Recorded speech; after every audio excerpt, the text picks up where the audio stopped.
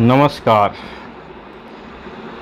हिंदी कहानी जगत में प्रेमचंद की परंपरा के बड़े कहानीकार अमरकांत, जिन्होंने प्रेमचंद की परंपरा को आगे बढ़ाने का काम किया, आज उनकी एक अत्यंत महत्वपूर्ण कहानी बस्ती का मैं वाचन करूंगा। बस्ती कहानी दो नेताओं के बीच में फंसे एक आम आदमी की कहानी है, जो पहले उनके आदर्शों से प्रभावित होता है और फिर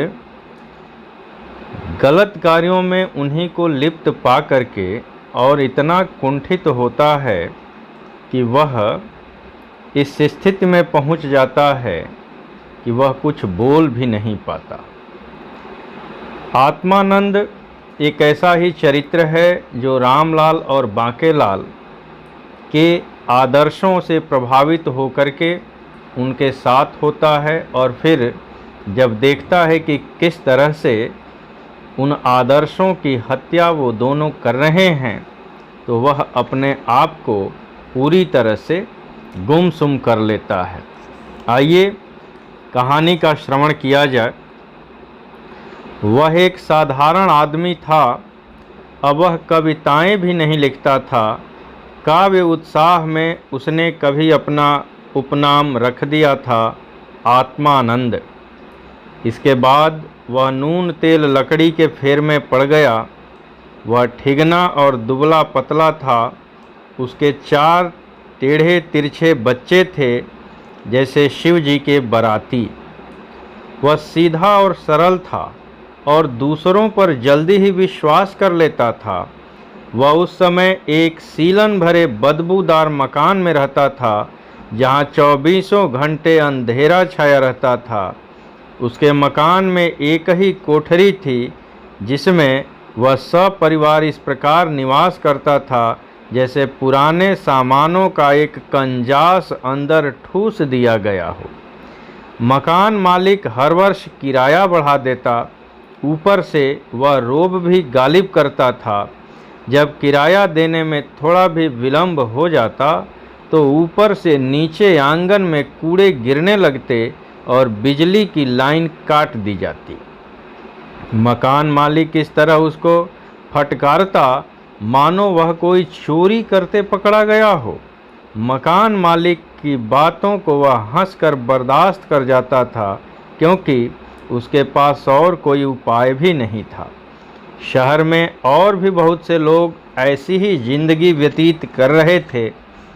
आसमान फटना चाहता है, न मालूम कब से बादल जमे हुए हैं।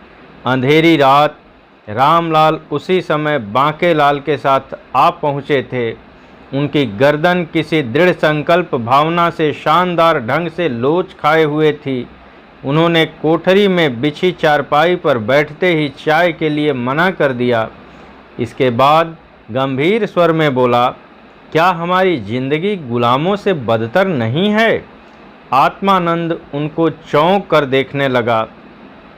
वह कुछ डर भी गया, क्योंकि वह वास्तविकता को टाल जाने का आदी हो चुका था। रामलाल ने कहा, संघर्ष ही मुक्ति का उपाय है। हम सबको संगठित होकर यह मांग बुलंद करनी चाहिए कि हमारे लिए एक नई बस्ती बनाई जाए। वह धारा प्रवाह बोलते गए। आत्मानंद के हृदय में न मालूम कैसा तूफान उठ खड़ा हुआ। रामलाल का स्वर कभी कभी उत्तेजना से कांपने लगता। किराए के रद्दी मकानों में रहने वाले लोगों के दुख दैन्य का वर्णन करते हुए वह रोने लगे। जब उन्होंने आंखें पोंछ ली तो आत्मानंद ने उनमें एक अद्भुत चमक देखी, जैसे रात का अंधेरा सुबह होते ही फट जाता है। आत्मानंद को एक रास्ता नजर आने लगा, इसलिए उसको अपनी अपमान भरी जिंदगी सहसा बर्दाश्त के बाहर हो गई। उसके हृदय में मुक्ति की एक तीव्र आकांक्षा उत्पन्न हुई, जिसके लिए वह रामलाल का अत्यधिक कृतज्ञ था। वह आंदोलन में खुशी खुशी शामिल हो गया। वह अधिक से अधिक परिश्रम और त्याग करके अपनी आकांक्षा और कृतज्ञता प्रकट करने के लिए उत्सुक हो उठा। वह जुलूस और सभाओं में भाग लेता, शहर में घूम घूम कर वह अपने जैसे लोगों से मिलता, उनको समझाता और उनको आंदोलन में खींच लाता। खबरें छपवाने के लिए वह अखबारों के दफ्तरों का चक्कर लगाता, सभाओं में दरी बिछा देता, कुर्सियां लगा देता और लोगों को ठीक ढंग से बिठाता। दौड़ धूप का काम करने को वह झट तैयार हो जाता। वह बहुत उत्साहित था, क्योंकि वह सोचता था कि अच्छे और पवित्र काम के लिए उसकी बेकार जिंदगी का उपयोग हो रहा है। उसको ख्याति और प्रशंसा नहीं चाहिए थी और न वह अपने को इस योग्य ही समझता था। आंदोलन के प्रति उसका लगाव इतना गहरा था कि वह काम करके पीछे हट जाता, ताकि अपने त्याग का उसको अधिक से अधिक एहसास हो सके। 2 वर्ष का तेज आंदोलन, उसके बाद अधिकारियों को झुकना पड़ा। सफलता का कारण था एकता, परिश्रम और निस्वार्थ भावना। फूट डालने की कोशिश पत्थर की शिला तोड़ने के लिए समुद्र की प्रबल लहरों के प्रहार की तरह खंड खंड हो गई थी। शहर जहाँ खत्म होता था वहाँ एक मैदान था, उसी में बस्ती बनकर तैयार हो गई। बस्ती से कुछ ही दूर पर एक पलाश का वन था। सभी मकान पक्के, मजबूत और एक ही तरह के थे। बगल में एक ही पार्क था और एक खेलने का मैदान। मकानों की 2 लंबी कतारें थीं, जिनके बीच एक गली चली गई थी। वह पक्की थी और उसकी ईंटों पर सीमेंट की टिपकारी की गई थी। पार्क से गली को देखने से ऐसा लगता था गोया एक लंबी दरी मकानों के बीच में बिछा दी गई हो। देखते ही देखते वह वीरान जगह चहचहाने लगी। मकान उन्हीं लोगों को दिया गया जिन्होंने अपने अधिकारों के लिए आंदोलन किया था। लोगों में कैसी खुशी और उमंग थी, मानो किसी पहाड़ से कोई सोता फूट आया हो। ऐसी खुशी जो महान परिश्रम के बाद सफलता मिलने पर ही दृष्टिगोचर होती है। दिवाली के 2 दिन पहले एक समारोह किया गया, जिसमें एक मंत्री भी शामिल हुए। इस अवसर पर रामलाल ने एक अत्यधिक प्रभावशाली भाषण किया। वह खद्दर की धोती, एक लंबा कुर्ता तथा एक तिकोनी टोपी पहने था, जैसे सिर पर एक पतली डोंगी उलट दी गई हो। उनका भाषण समुद्र में उठने वाले बादलों की तरह ऊंचा उठता गया। उन्होंने पहले विजय पर खुशी प्रकट की और सबको बधाई दी। इसके बाद कहा कि यह सफलता साधारण लोगों के परिश्रम, एकता और त्याग की वजह से मिली है। वह बोलते गए, यह बस्ती हमारी न्याय संगत आकांक्षाओं की साकार प्रतिमा है। इसकी एक एक ईंट हमारे संघर्ष और इच्छा शक्ति की कहानी कहती है। इन्हीं गुणों से कोई जाति तरक्की करती है। अपने हाथों को नचाते हुए उन्होंने आगे कहा, पर हर विजय के साथ कुछ गंभीर दायित्व आ जाते हैं। हम खुशी में अपने महान आदर्श को न भूलें, क्योंकि सफलता मिलने से लोग निश्चिंत हो जाते हैं। हम पहले की तरह ही लगन और परिश्रम से कार्य करें। अपने घर को साफ रखें, साथ ही दूसरों के घरों को गंदा न करें। बाहर कोई कूड़ा न फेंकें। आपके मकान के पीछे एक गली है, जिसकी जितनी खूबसूरत है वह उसकी एक एक ईंट एक दूसरे से मजबूती से जुड़ी हुई है। ऐसी ही एकता से मजबूती आती है। यह गली केवल ईंटों की ही एक मामूली गली नहीं है, बल्कि यह हमारी सभ्यता, संस्कृति एवं उच्च आदर्शों की प्रतीक है। एक सुंदर और साफ सुथरी गली वहाँ के निवासियों की चेतनशीलता को प्रकट करती है। इसलिए गली को साफ सुथरी रखें और उसकी एक ईंट को भी उखड़ने न दें। यदि उखड़ जाए तो फौरन जोड़ दें। हमको सारे शहर के सामने एक उच्च आदर्श प्रस्तुत करना है।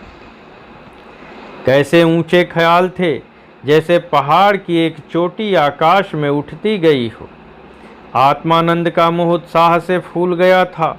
भावनाओं की अकल्पनीय ऊंचाई पर पहुंचकर रामलाल की आंखों से झरझर आंसू गिरने लगे। बहुत से लोग नाक सुड़कने लगे। सबके चेहरों पर एक दृढ़ संकल्प भावना।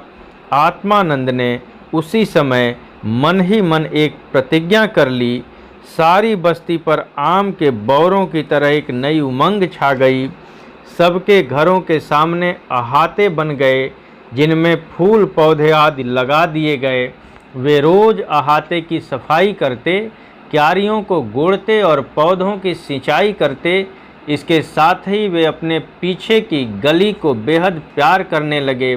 सचमुच वह केवल गली ही नहीं थी, बल्कि वह शीघ्र ही उनके सहकारी और चेतनशील जिंदगी की एक मजबूत कड़ी बन गई। सबने अपने आंगन में एक टीन की कनस्टर रख लिया। वे उन कनस्टरों में कूड़ा इकट्ठा करते, जिनको सवेरे जमादार आकर उठा ले जाता। जमादार के अलावा वे स्वयं अपने अपने मकान के सामने गली की सफाई करते। उसकी ईंटों को पानी डाल डालकर चमचमाया जाता। जाड़े में तो उस गली में एक अनोखी चहल पहल व्याप्त हो जाती, गोया कोई बाजार या मेला लगा हो। दोपहर में एक चटक धूप वहाँ पसर जाती। औरतें काम धाम करके वहाँ चारपाइयाँ डाल देती और बैठकर धूप खाती। वे बातें भी करती जाती और साथ ही कोई हल्का फुल्का काम भी। स्वेटर बुने जा रहे हैं, कढ़ाई हो रही है, कोई थाली में चावल दाल ही लेकर बिनने बैठ जाती। किसी को खाट पर चुपचाप चित्त लेटने में मज़ा आ रहा है। जब गप्पें छिड़ जाती, उनका तांता न टूटता। कभी मैके की और कभी अपनी पति की तारीफ, कभी किसी दुख पर अश्रुप्लावन, कभी कोई सौंधी मूंगफली मंगा लेती। उसकी देखा देखी अन्य भी ऐसा ही करती थी, क्योंकि सभी के बच्चे थे। जो नहीं मंगाती उसको पास वाली स्त्री ललकारती थी, आइए बहन जी, अरे खाइए, वाह यह कैसे होगा, आइए तो। इस तरह चहचह और हा हा ही शाम तक मची रहती। जब तक वे बैठी रहती, उनके छोटे छोटे बच्चे खूंटों में बंधे बछड़ों की तरह किलकारियां मारते हुए दौड़ दौड़कर कुछ दूर जाते थे और फिर अपनी माँओं के पास लौट आते थे। धीरे धीरे एक स्वस्थ सामाजिक जीवन विकसित होने लगा। लोग धूमधाम से अपने सामाजिक और धार्मिक त्यौहार मनाते। जब कोई बड़ा त्यौहार आता तो सबसे चंदा मांग लिया जाता और समारोह का बहुत अच्छा प्रबंध हो जाता। किसी भी त्यौहार में सभी घरों के लोग मदद देते और शामिल होते। हिंदू लोग कीर्तन भी करते थे, जिसके लिए चंदे में ढोलक, मंजीरा और हारमोनियम खरीद लिए गए। जिसके यहाँ कीर्तन होता वह किराया देकर हारमोनियम, ढोलक आदि ले जाता। दूसरे अवसरों पर इसी नियम का पालन करके ये सामान ले जाए जा सकते थे।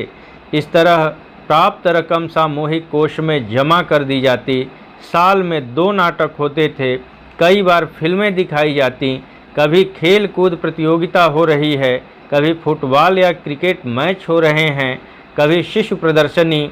इन सभी आयोजनों के लिए विभिन्न समितियां बन गईं तथा उनके कोष स्थापित कर दिए गए, जिनके अध्यक्ष रामलाल ही बनाए जाते, क्योंकि उनके प्रति लोगों की अगाध श्रद्धा थी।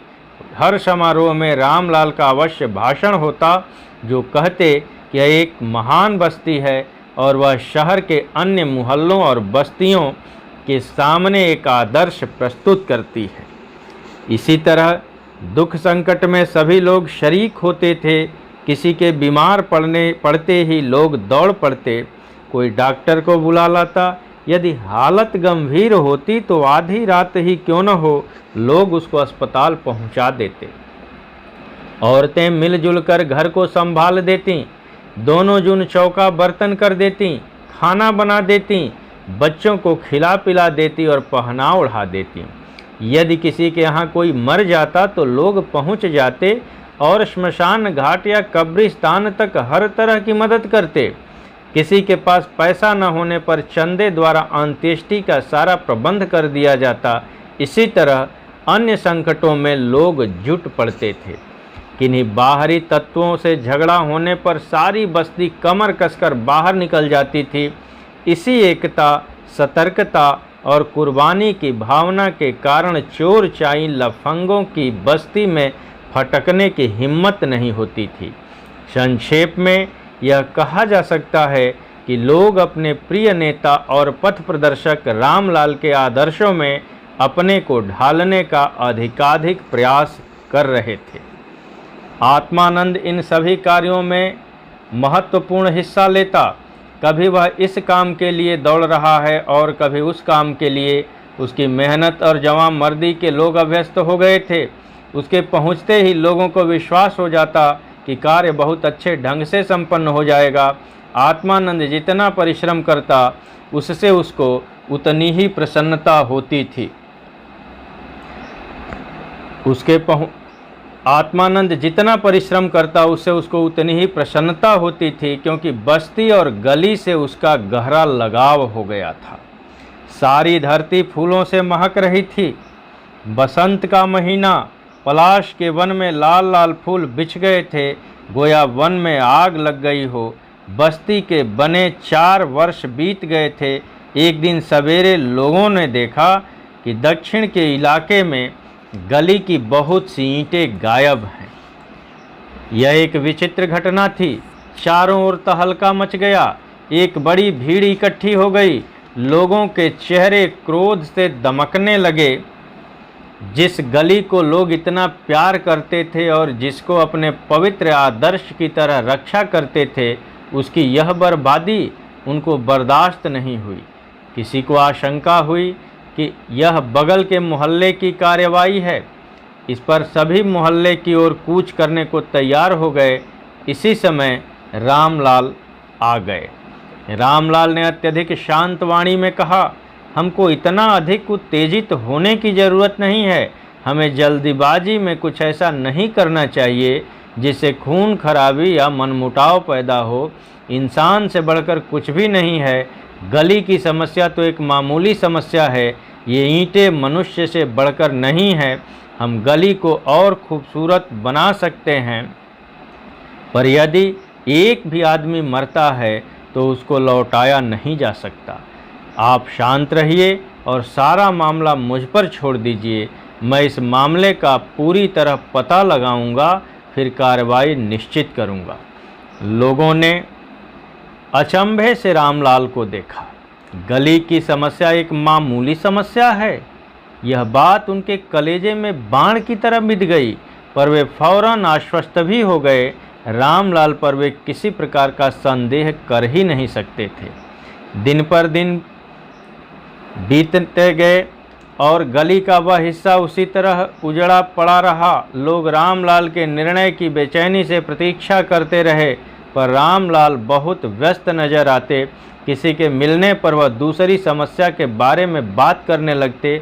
कभी वह बड़ी रुखाई से बोलते, रामलाल को क्या हो गया है? ऐसे तो वह कभी भी नहीं थे। कम से कम सामूहिक कोष में से पैसा निकालकर गली की मरम्मत नहीं हो सकती थी। कुछ दिनों बाद एक हवा उठी। उठकर वह बस्ती में धीरे धीरे फैल गई। हर जगह खुसुर फुसुर। बांकेलाल एक दिन आत्मानंद के यहाँ पहुँचा। वह रामलाल का खास आदमी समझा जाता था। वह बहुत ही गंभीर था। उसने धीरे से पूछा, जानते हो इन ईंटों की किसने चोरी की है? आत्मानंद आंखें फाड़ फाड़ कर उसको देखने लगा। तुम किस दुनिया में रहते हो? बांकेलाल ने क्रोध में कहा, यह सारी कार्रवाई रामलाल की है। उन्होंने उन ईंटों से अपने आंगन में एक छोटा सा गुसल खाना बनवा लिया है। झूठ, एकदम झूठ, यह हो ही नहीं सकता। आत्मानंद ने तड़प कर कहा। उसका चेहरा गुस्से से लाल हो गया था।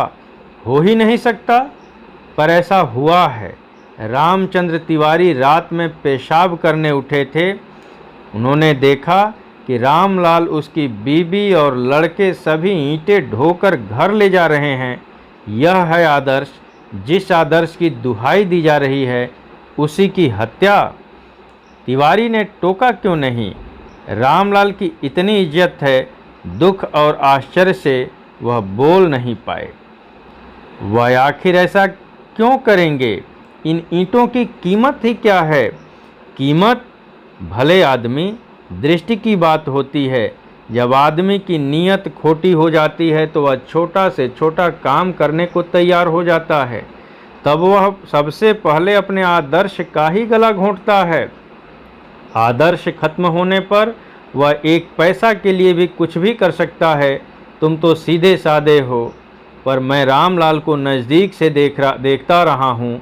तुम ही बताओ, पहले के रामलाल और आज के रामलाल में कोई फ़र्क नहीं है। सफलता और निर्द्वंद्व इज्जत से उनको घमंड हो गया है। वह अब अपने को बहुत ऊंचा समझने लगे हैं और अपने साथियों को नीचा। बातें भी वह दूसरे ही ढंग से करते हैं।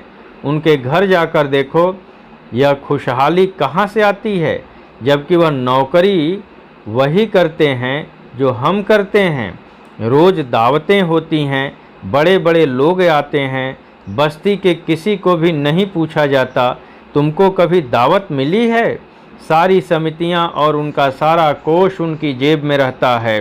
कभी पैसे का हिसाब वह देते हैं।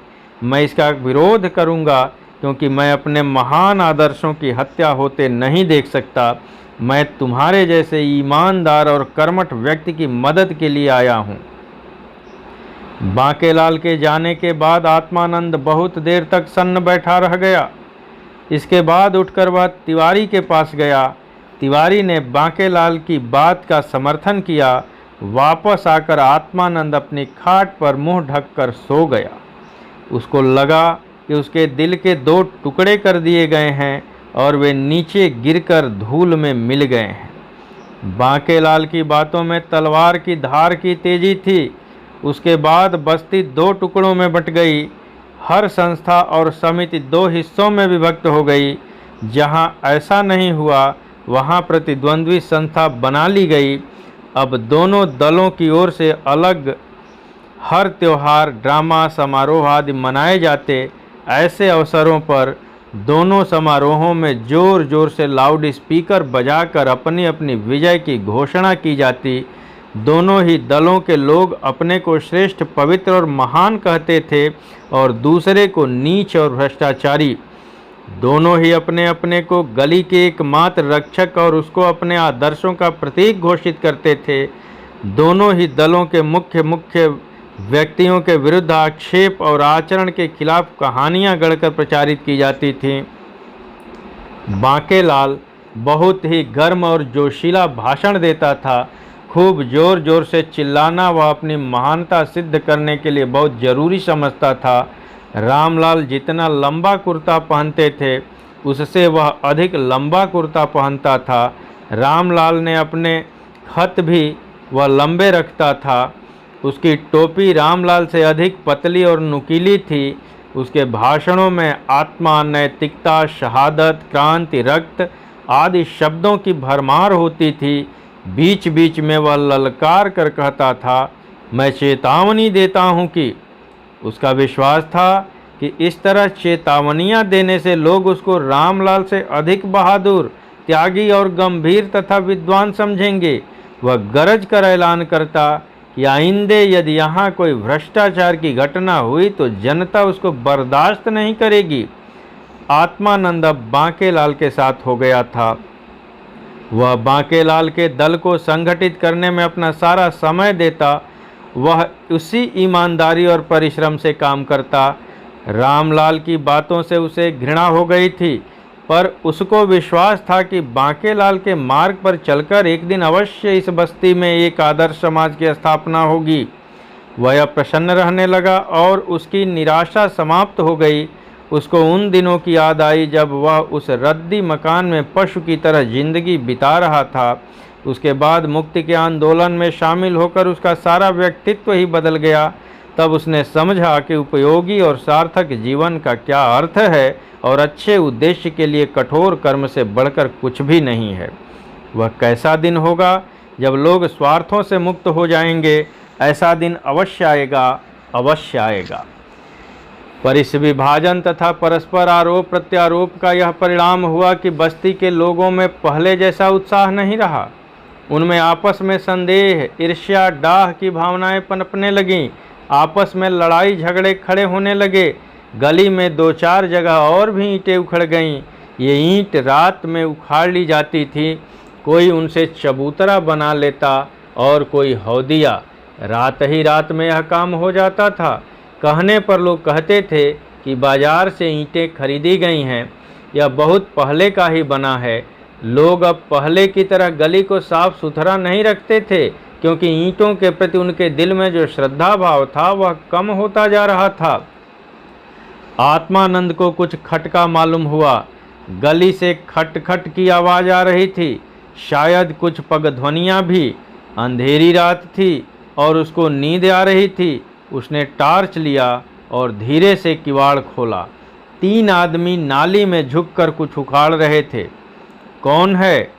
आत्मानंद ने बुलंद आवाज़ में पूछा।